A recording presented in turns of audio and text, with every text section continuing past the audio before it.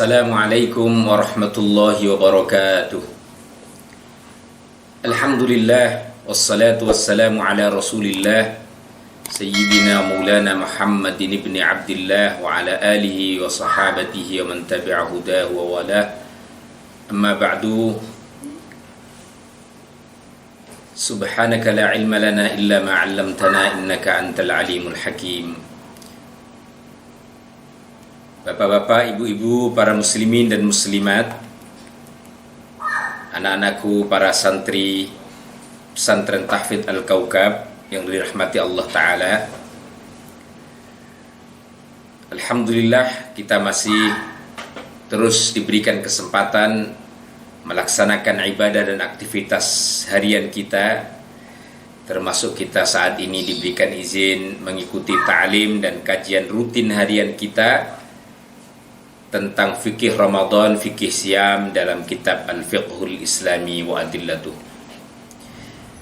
Dalam kesempatan yang baik ini kita masih melanjut tentang bab sunanus saumi wa adabuh, hal-hal yang disunnahkan dalam puasa dan juga terkait dengan adab atau akhlak puasa, etika kita saat melaksanakan ibadah puasa.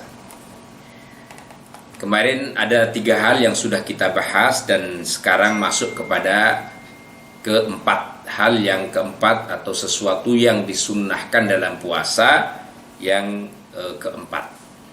Mari kita awali dengan bacaan basmalah. Bismillahirrahmanirrahim.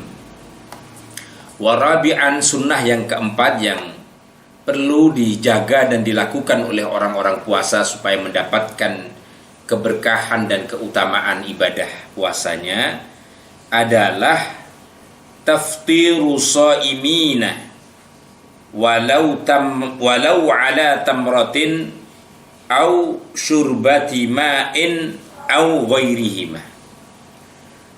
Disunnahkan orang yang berpuasa itu memberi makan, memberi buka atau sahur kepada orang-orang yang berpuasa.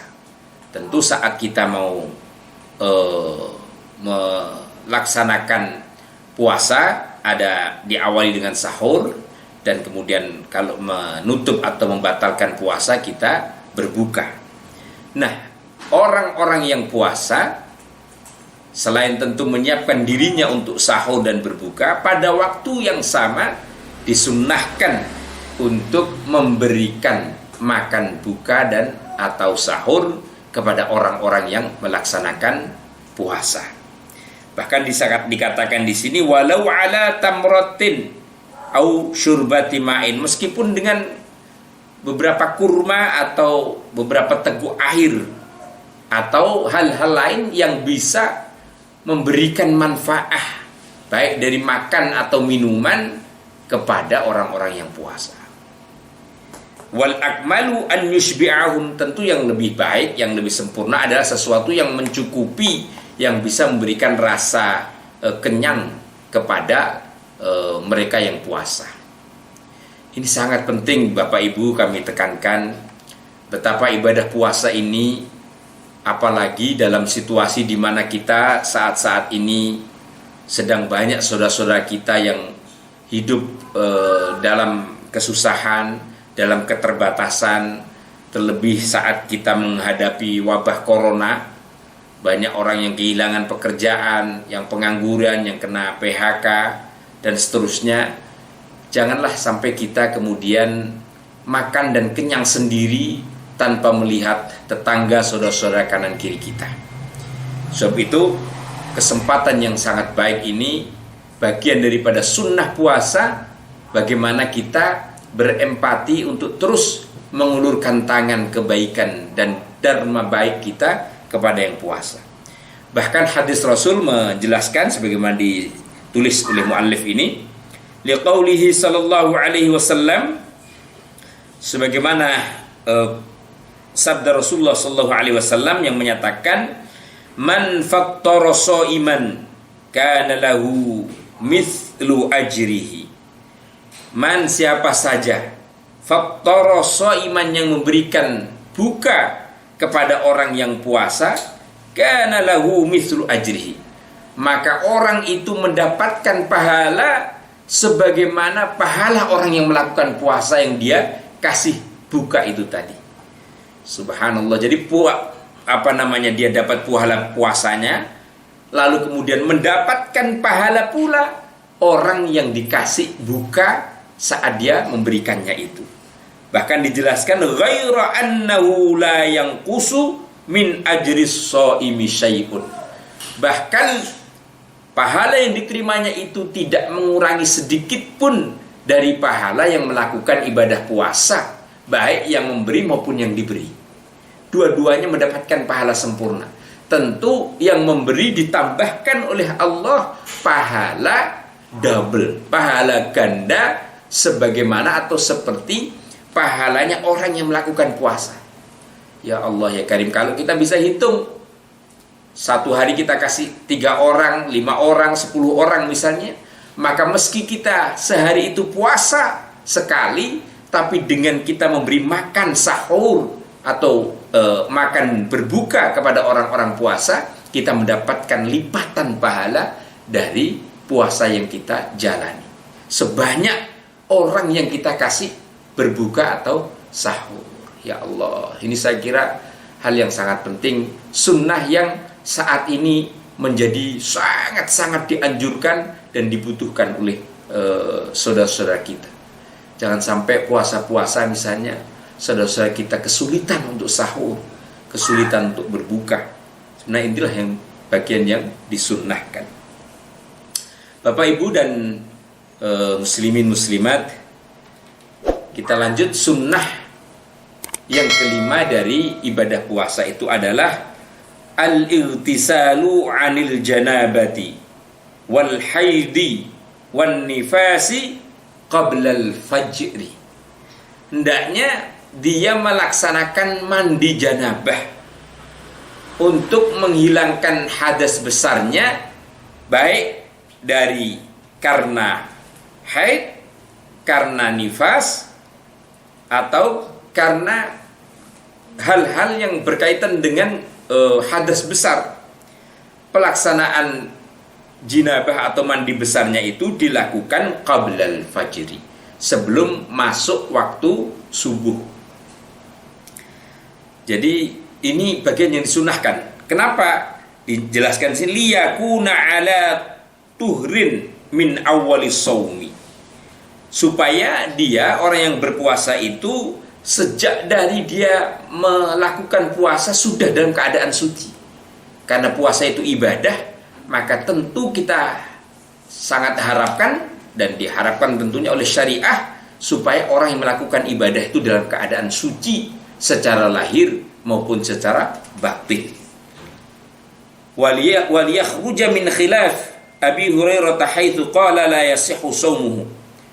Bahkan juga jadi kita keluar dari perbedaan para ulama yang sebagiannya menyatakan orang yang dalam kondisi janabah itu membatalkan puasa. Meskipun ini pandangan tidak jumhur ulama, tapi kalau kita hati-hati akan lebih bagus dengan cara mandi sebelum masuk waktu fajar atau waktu subuh itu tadi.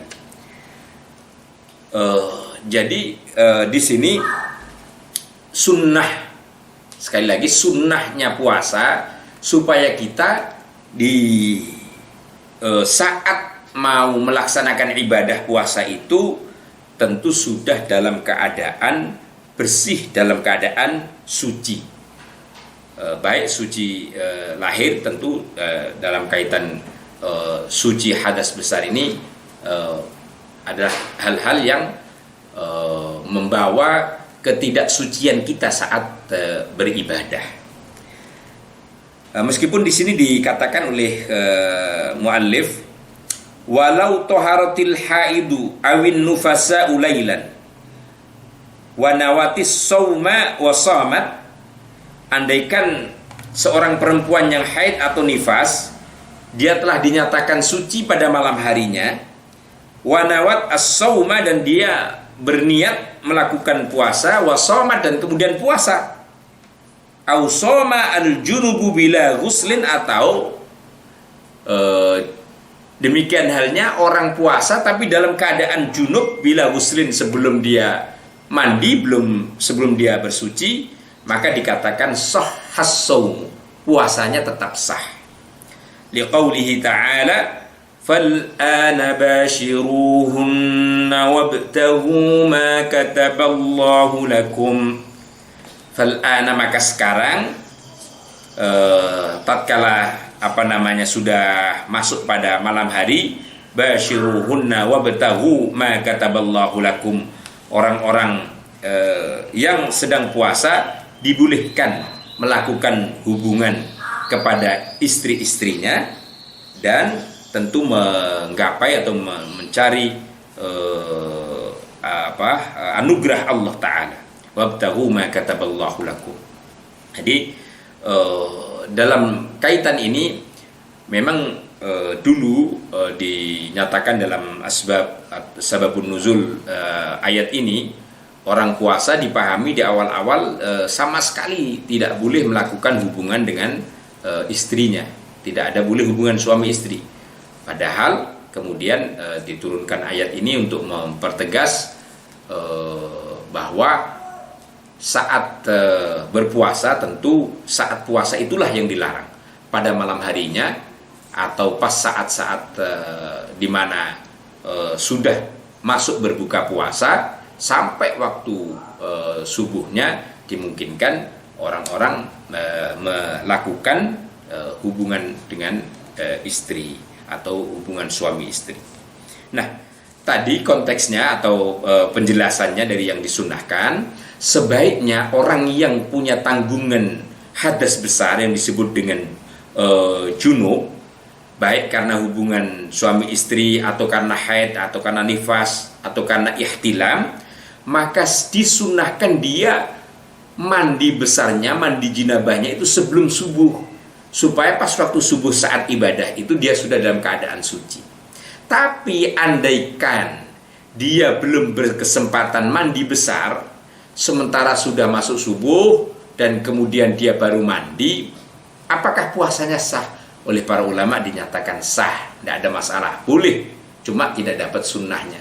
Misalnya karena masih kedinginan, masih agak malas gitu, misalnya sebelum subuh, terus kemudian setelah subuh baru perkiraan katakanlah jam-jam 5, jam setengah 5 baru mandi misalnya, nah itu tidak membatalkan puasanya, tetapi tidak mendapatkan sunnah ibadah puasa. Nah, ini sunnah yang kedua adalah mandi janabah sebelum subuh, sebelum fajar, supaya dia mengawali puasa dalam keadaan suci lahir dan batinnya. Yang keenam sunnahnya puasa itu adalah kaful lisan wal jawarihi an fudulil kalami wal af'al allati la ithma fiha. Disunnahkan orang yang puasa itu adalah menahan lisannya, menahan anggota tubuh yang lain, an fudulil kalam, dari kebanyakan ngomong, kebanyakan ngember ya bahasanya sekarang, kebanyakan bicara, wal af'al, dan juga banyak tingkah la itsma fiha, yang tidak ada manfaatnya. Meskipun di sini maksudnya tidak ada dosa, tetapi dalam konteks ini nggak ada gunanya ngomong ke sana kemari, karena bisa jadi itu mengganggu kekhusyuan puasa atau mengurangi daripada ibadah. Ya kalau pas ngomongnya pas benar. Makanya di sini bahkan disebutkan wa ammal kaffu anil haram, adapun menjaga lisan kita dari sesuatu yang diharamkan, kal ghibati, seperti ghibah. Ghibah itu ngerasanin orang, ngomongin orang, wan namimati, dan mengadu domba, wal kadzbi, dan berbohong, fayata'akkadu fi Ramadan. Pastinya ini ada sesuatu yang sangat ditekankan di dalam Ramadan, dalam puasa, untuk dihindari, untuk dijauhi. Karena ini bisa membatalkan puasa kita dan bahkan bisa menghilangkan juga pahala puasa yang kita jalankan. Wa huwa wajibun fi kulli zamanin wa fi'luhu haramun fi ayyi waqtin. adu domba, bohong, kemudian mengumpat, menghardik, itu sesuatu yang diharamkan saat kita puasa, kapanpun dan dimanapun. Wa qala alaihi salam, makanya Rasul menyatakan, yang penting Bapak Ibu sekalian, man lam yada' qaula zuri wal amala bihi, man lam yada' qaula zuri wal amala bihi, falaysa lillahi hajatun fi an yada'a ta'amahu wa syarabah. Man, siapa saja, lam yada, yang tidak meninggalkan qaulaz zur, ucapan yang dosa, baik itu yang jorok, yang bohong, yang kasar, wal amala bihi, dan perbuatan-perbuatan yang kasar itu tadi, falaisa lillahi hajatun, sesungguhnya tidak ada hajat bagi Allah fi an yada'a ta'amahu wa syarabahu, saat ia meninggalkan makan dan minumnya yang kemudian dia niatkan puasa itu. Ini penting Bapak Ibu sekalian, bahwa puasa kita lagi-lagi menurut syariah bukan sekedar meninggalkan makan, minum, dan hubungan dengan suami istri, tapi juga melatih, membimbing diri kita untuk meninggalkan hal-hal yang diharamkan oleh Allah dan yang tidak ada manfaatnya. Termasuk salah satunya adalah meninggalkan ucapan dan perbuatan yang nyata-nyata diharamkan atau yang tidak ada manfaatnya sekalipun, seperti yang contohkan tadi. Ini supaya puasa kita benar-benar mengantarkan hikmah, mengantarkan pahala dari Allah Subhanahu wa ta'ala. Bapak Ibu, para muslimin muslimat, anak-anakku santri yang berbahagia, inilah pertemuan kita yang masih membahas tentang hal-hal atau pekerjaan-pekerjaan atau sesuatu yang dianjurkan sekali dilaksanakan saat kita menjalankan ibadah puasa. Semoga bermanfaat, dan kita tutup dengan kafaratul majlis. Subhanakallahumma wa bihamdika asyhadu an la ilaha illa anta astaghfiruka wa atubu ilaik. Wassalamualaikum warahmatullahi wabarakatuh.